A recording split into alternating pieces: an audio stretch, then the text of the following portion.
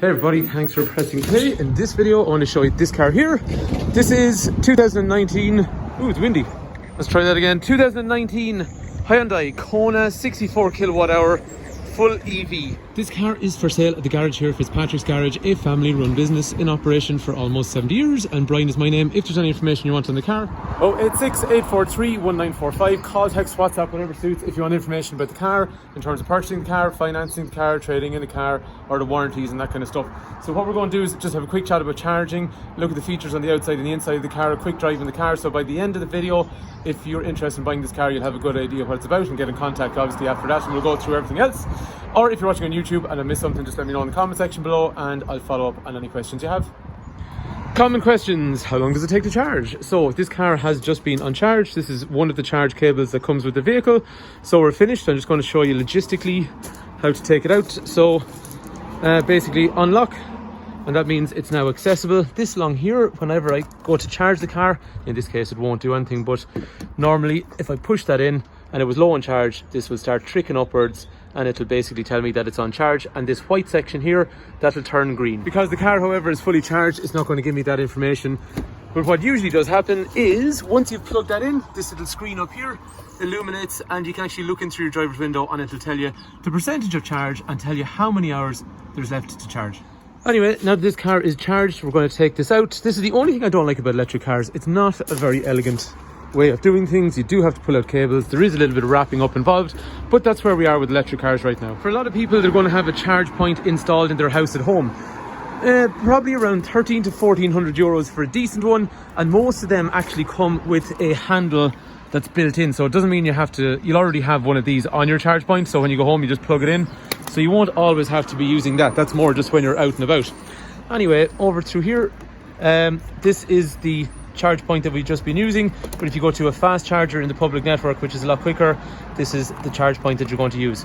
So once you have them there, you close this over and away you go. If you leave that open by accident, it will warn you inside the vehicle. So this charging cable will allow you to operate up to 7 kilowatt hours of charging. Most of the ones you will get in your house will be the same as well. So that means from 0 up as far as 100%, you're looking at probably 9 hours, something like that. But for most people, they won't always go all the way down to 0 and all the way to 100. The advice is basically to use the battery from about 20% up to 80% to increase the longevity of life. So don't let it go totally down, and don't fully charge it either. So 20 to 80 is a recommended level. And inside in the car, it actually allows you to change settings like that. So if you want, you can stick a charging limit on it where you can say, I don't want 100%, I only want to go as far as 80 or whatever it is. So that's pretty useful. So that is the charger cable most people are going to use, but there is another charge cable in this car.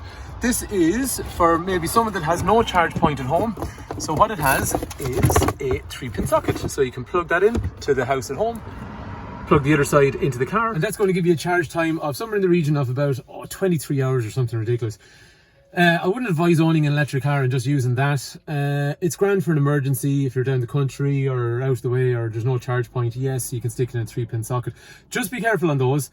Do not stick it and do not use a extension cable. The extension cable is not able to drag that much current down, so you will have a very strong risk of fire and all that kind of stuff if you do that. So what you want to do is, into the inside of the house. So again, not an elegant way of doing things. Very rare that people do it. I have 1 or 2 customers that do it, and they just said, I only do maybe 100 kilometers a week.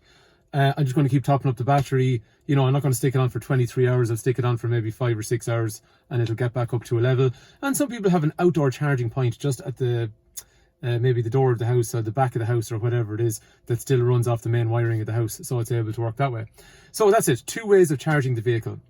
And then obviously after that you have the public charge points and all that kind of stuff as well. Okay, one other point, what's interesting on this car has had a battery replaced. There's an LG battery that comes on these. There is some of them that need replacing, and this one's actually replaced. So what's interesting on this, I've just done a full charge over here and the car is giving me a 511 kilometer range. Realistically, I think it'd be naive to tell people that you're going to get 511 kilometers out of a car like this. So normally the car was quoted with a 475 kilometer range, and I would normally tell people that you're going to end up even somewhere in the region of about 400 kilometers is realistic. The reason I say that is it really depends how you drive the car. So if you look, there's different modes of driving. And as you can see along here, up there, the range is starting to change because it's going to expect a different style of driving. The other thing as well is, even if you turn on the heat, so if you go back into like an eco mode for the minute, and if I turn on the heating on the car, see the way it's dropped down to 455 just by using the heating. And if I turn the heating off, we're back up. That's the thing with electric cars, very, very variable when it comes to the range. So, as I was saying, the car is an excellent range. It's one of the best around. An unbelievable amount of power in this car, 200 horsepower. You'll see when we drive it. It's just ridiculous amount of acceleration ability in it. But the thing about it is, most people are going to not drive very economically. You know, people that drive in motorways and all that kind of stuff, or people that just in general are not very, you know, conscientious in how they drive, and then using heaters and other kind of things like that. The car actually can show you what the consumables are on the car. So if you go into this, it's telling you things like electronics and climate and just driving. They're the kind of things that are going to affect the range or the ability of the battery. My intention here, by the way, is not to give you bad news about electric cars. They're really, really excellent. And actually what's brilliant about a car like this is that it's actually at a price point that I think starts to make sense now. So the thing about it is, when these cars were brand new, if you looked at like a KONA diesel, it was an extremely efficient car. And for somebody that was maybe doing 30,000 kilometers a year, they might have been spending about 1,500 quid a year on diesel. When you looked at the electric, you'd probably spend about maybe 600 or 700 quid on electricity, and you'd say to yourself, yeah, that sounds brilliant. But the problem is, the electric car was nearly 10 grand more. So to save, you know, maybe 700-800 quid, let's say even €1,000 a year on fuel, you're spending an extra 10 or 11 grand. The break-even point was nearly 10 years before you got your money back. It made no sense. Here's the thing though. If you look at a car like this now, at the price point it's at, it's now competing with things like SUVs. So if you look at like a Hyundai Tucson or something like that, it's a little bit cheaper actually than something like that now. And now that's starting to make sense to me. This car's got one other little advantage as well. It's actually had a brand new battery. So some of the Konas, they need batteries replaced, and this has the latest, most up-to-date one, which has literally just been installed. Electric technology is new and it's still developing, so there's lots of cars out and they need continuous updates and improvements as they go along. Warranty on a car like this, so it's 2019. So with Hyundai, that means then the car has a warranty until 2024, and the battery actually has a warranty for 8 years from the date of registration, so that means 2027 or 160,000 kilometers. My intention here, just giving you this information, is that you now really have a better idea of all the pragmatics of owning an electric car, and now you can decide if it's something that's going to suit you. For me, at the price point it's at, I would consider it in a way where I'd say, okay, for the same money I can probably buy a 2019 diesel Tucson, or I can buy something like this, which is also 2019. Pros and cons. The Tucson's going to be a bigger car and it is diesel, but to be fair, this car, now they're at the same price point, so we don't have to worry about the initial cost. This car is going to consume less electricity than the Tucson's going to consume diesel. The Tucson's bigger with a bigger boot, whereas this is a smaller, more compact car. But then again, if you're buying something like this, maybe you don't need a big bulky SUV. I think the person that wants a Kona, they want something that's high off the ground, it's got an elevated driving position, but they want something that's probably a little bit more nimble than something like a Tucson. These are a nice size in terms of the actual footprint on the road. It's bigger than something like an i20, but not quite as big as bulky as something like a Tucson. So it's a nice size halfway between, but the great thing then is it still has that elevated driving position that a lot of people like these days. And in terms of driving dynamics, no comparison. So like a Tucson, lovely car, drives well, keeps up with traffic and all that kind of stuff. This thing will obliterate most other cars on the road. Probably no one's really buying them for that reason. Like, they want it because it's frugal and easy to run. And it's automatic gearbox as well, which the Tucson wouldn't be at the same price point. But holy God, it is a really fast car. One other thing that's quite nice on this, if you look at Konas, there is a million gazillion of them in white in the electric version. This red colour is reasonably rare, nothing impossible to get, just at the time it was much more difficult to get. For reasons really to do with logistics and availability, it was just difficult to get. For some reason you were able to get lots of white ones, and there was a kind of a greeny blue colour that seemed to be accessible. Lots of people liked red, it just wasn't available. The other nice thing on this car as well is it's two-tone, which means it has black A-pillar down onto the C-pillar, the back is all black, roof is black, mirror caps are black. And I think that goes really well. If you look along the bottom, it's a kind of charcoaly grey finish along here. There's nice brushed aluminium along here. These are daytime running lights, which are also parking lights. Headlights and indicators in through here. Round on through here, you have this black section on the wheel arches, black down the side, but another brushed aluminium section which matches what we see up there. But in this case, the black down low and then the black up high as well. I think it looks really nice. And round onto the back then, you can see the black sections that are either side of the rear window. The tinted windows in the back kind of come in nicely with the roof, I think, as well. More kind of dark charcoal black along through here, and then another brushed aluminium section just to match what we saw on the side and the front as well. Another thing about KONA Electric then is the tail lights on the rear. They're a nice LED as well, so they're pretty cool when you're driving behind them at night time.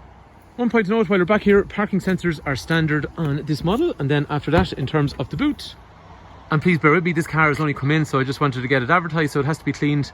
So boot along through here, and depending how you get set up, some people might leave the cable loose. I do this the whole time because I'm pulling it in and out every day, but if you have a nice neat charge point in work or home, which already has the kind of gun where you just pull it in, then you probably could get away with leaving that behind you, but there is a bag there if you want to put it in and make it much neater. Small little cubby hole in here for a little bit of storage. Moving around onto the back, so, oops, let's try that again. Okay, there is black leather on the inside, so 3 head restraints, armrest in the centre with some drinks holders. The leather is in really nice condition, like you're saying, it's just arrived, so it has to be cleaned. Isofix over here, and Isofix over here, just in case anyone's wondering why would you not clean the car before you advertise it. We're just a little bit behind schedule at the moment, so it takes a bit longer to get that kind of stuff done.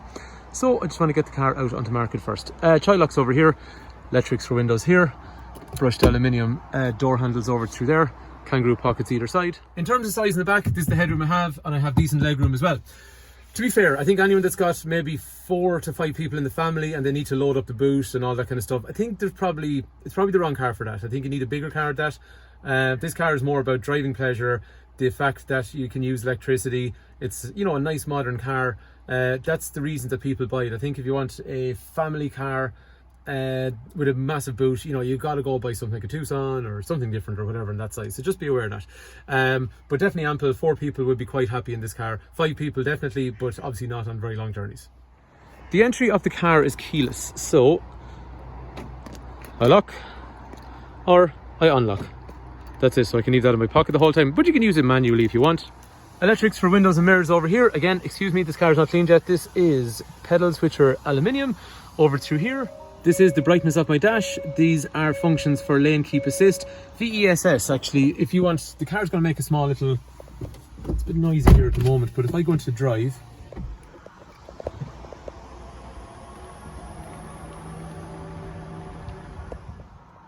essentially it just makes noise so pedestrians can hear you. Automatic wipers. You see the way in there, it actually tells you what setting you're on as well, which I think is really neat. And then over here, headlights, which also can be automated as well. And that's for daytime, nighttime, but you can also have an auto dip over here, which means when you meet traffic, they dip. Trip information, average speed and the consumption and all that kind of stuff is down through there. Cruise control over here, Bluetooth over through there, and radio controls too. So some storage in through here, hand sanitizer there, a little bit more storage in through here. Heated seats on both sides, heated steering wheel, drive mode, which we'll have a look at in a sec, but again changes the characteristics of the clock, changes the range, but also changes the ability of the car to accelerate quickly. Auto hold, stop you rolling backwards on a hill. Parking sensors, gearbox over through here. Like we said, there will be a reverse camera. Park, reverse, drive, neutral, handbrake. After that then, wireless charging, so sit your phone down in through there, it'll charge wirelessly. USB connector in through here, or you can close that over. Heating controls in through here, and then reverse camera we saw, the electric vehicle charge management and just general information about the battery in through there. This will also allow me to have Apple CarPlay and Android Auto if I want to use Google Maps, and then the usual functions you'd expect, radio, media. Moving up there then, there is electrochromatic rear mirror, which means if someone drives up behind you at nighttime, you don't daytime or nighttime, it just automatically darkens itself so you don't get blinded. This car is a 1-owner car, nice low mileage example, and condition is quite nice. Like I said to you, we just need to give it a clean up, but I think anyone that comes to look at it will be happy with condition. The steering wheel is completely adjustable in and out, and that seat then obviously has a height adjuster to come up and down, and back here then there is lumbar support for the lower lumbar area of your back as well. That's the thing about a KONA. People want something that's not, well, not everyone, but a lot of people that buy them, they want something that's high off the ground, not too big and bulky, easy to run, but you get that nice elevated driving position. So when I glance out of this i20, you see I'm kind of looking down on it because I have that nice high driving position. But I've got a car that, you know what, has a footprint that's not a lot bigger than that. One other thing as well, look at the amount of storage down in through there as well, because obviously there's no gearbox or anything like that, so they've made good use of the space. Anyway, what we'll do is go for a drive in the car. Unfortunately, it's starting to rain, so I'm not going to be able to show you exact proper acceleration. It's wicked, it's really, really good. I know people aren't buying it for that reason. They want it because it's frugal and easy to run, but like, I love driving it in terms of power.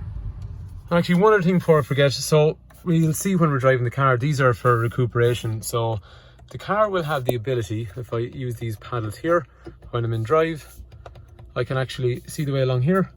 I can increase or decrease regenerative braking ability. So if I have it on 0, I let off the pedal, the car will just freewheel. If I go into 1 or 2 or 3, it starts to harvest energy from the turning wheels and push that back up into the battery.